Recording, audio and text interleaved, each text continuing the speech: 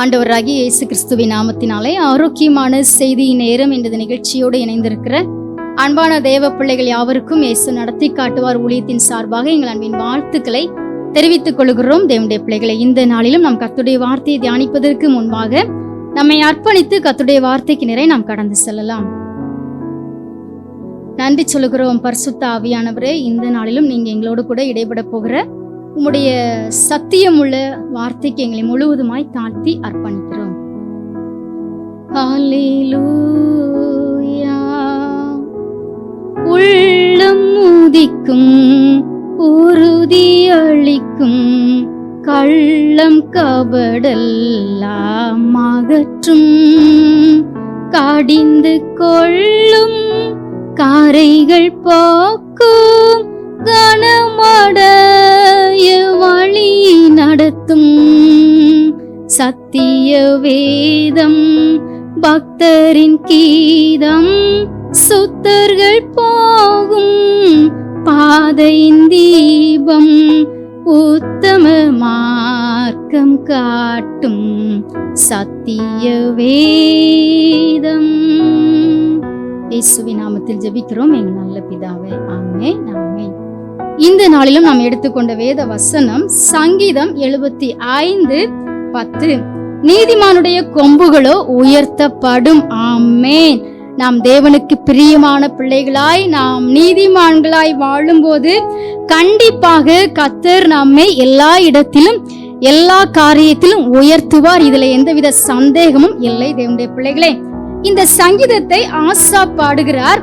இந்த சங்கீதத்திலே ஆசாப் சொல்லுகிறார் பாருங்கள், வீம்புக்காரரை பார்த்து வீம்பு பேசாதேயுங்கள் என்று சொல்லி தெளிவாய் சொல்லுகிறார்.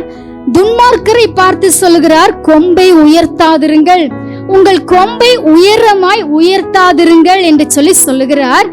இருமாப்புள்ள கழுத்து உடையவர்களாய் பேசாதிருங்கள் என்று சொல்லிவிட்டு கிழக்கிலும் மேற்கிலும் வனாந்திர திசையிலும் இருந்து ஜெயம் வராது. தேவன் நியாயாதிபதி. ஆமே, நம்முடைய தேவன் நியாயாதிபதி. தேவனுடைய பிள்ளைகளை, அவருக்கு முன்பாக நாம் ஒன்றுமே இல்லை என்பதை நாம் புரிந்து கொள்ள வேண்டும். துன்மார்க்கருக்கு தேவன் செய்கிற நீதி எப்படி இருக்கும் என்று சொல்லி வசனம் 8 ஆசாப் தெளிவாய் குறிப்பிடுகிறார்.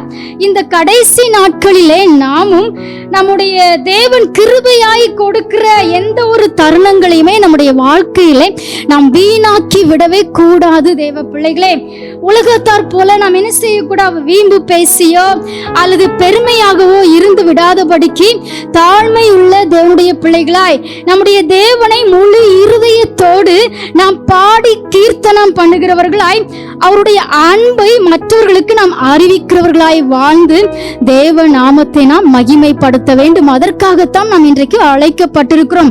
இந்த நாளிலிருந்து ஒவ்வொரு நிமிடமும் நாம் நீதிமான்களாய் கர்த்தருக்கு பயந்து ஒவ்வொரு சங்கீதத்தின் மூலமும் தேவன் நம்மோடு பேசுகிற வார்த்தைக்கு நாம் கீழ்ப்படிந்து தாழ்மையுள்ள பிள்ளைகளாய், எங்கும் வீணாக வீம்பு பேசிக்கொண்டோ பெருமையாகவோ வீணான அகந்தை உள்ளவர்களாகவோ இருக்காதபடிக்கு தாழ்மையாய் நடந்து நாம் கர்த்தர் தருகிற நிறைவான ஆசீர்வாதத்தை பெற்று ஒவ்வொரு நாளும் உயர்வையும் மேன்மையையும் தேவனுடைய கரத்திலிருந்து நாம் பெற்றுக்கொள்ள போகிறோம். இந்த வார்த்தைக்கு நம்மை அர்ப்பணிக்கலாம். தேவ பிள்ளைகளே, நன்றி சொல்லுகிறோம் பரிசுத்த ஆவியானவரே. எங்களோடு கூட நீங்க இடைப்பட்ட வார்த்தைக்காய் ஸ்தோத்திரம்பா.